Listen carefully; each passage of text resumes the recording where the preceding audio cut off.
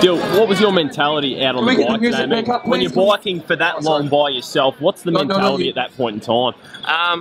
That was one thing I was really surprised with. So we will just try I and just quickly didn't see really if we get too carried away. I just seemed to stay in the moment, and I was never too concerned about being by myself or the others. I just, you know, everyone always says you've got to stay in the moment, and I seemed to do that well today, and I think that played a big part. You talked about feeling under pressure today coming into this race. Talk us through then what this win means for you.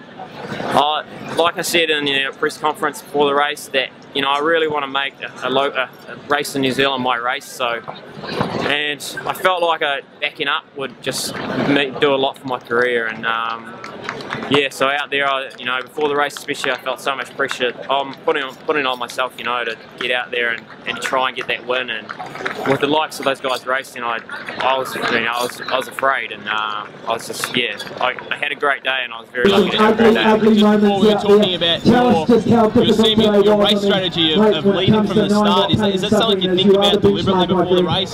Did you want to get that far out in front?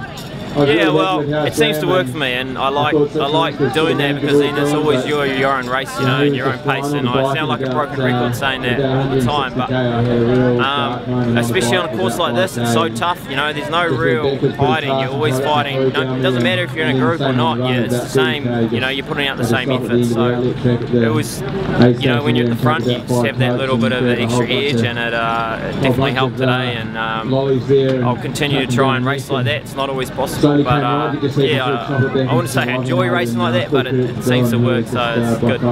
We see a lot of guys in the long course arena. They had a miraculous first year, but they really hit the second year blues and really struggled to back it up. Do you feel like you've kind of put any of that to bed today? Yeah, and that was part of the pressure. I was like, geez, I started so well, and then I had Roth and Almere Amsterdam, and they both weren't great results. So I really wanted to come here and just, like I said, make this race my race and have a good one. So super stoked to do that. And it's the first step, obviously, towards building towards hopefully an attempt at the World Championship, or maybe another attempt at Roth down the track. Yep. Talk us through your plans now for the rest of the season. Yeah, I'll head back to Taiwan in 13 weeks. Got to go back and try and defend that title too, and then I will head to Roth again, I think. Now that I know a bit more about the race, I'm keen to get there and try and prepare a little bit more specifically for it. And then I'll start that build up for Kona and do an Ironman event at the end of the year.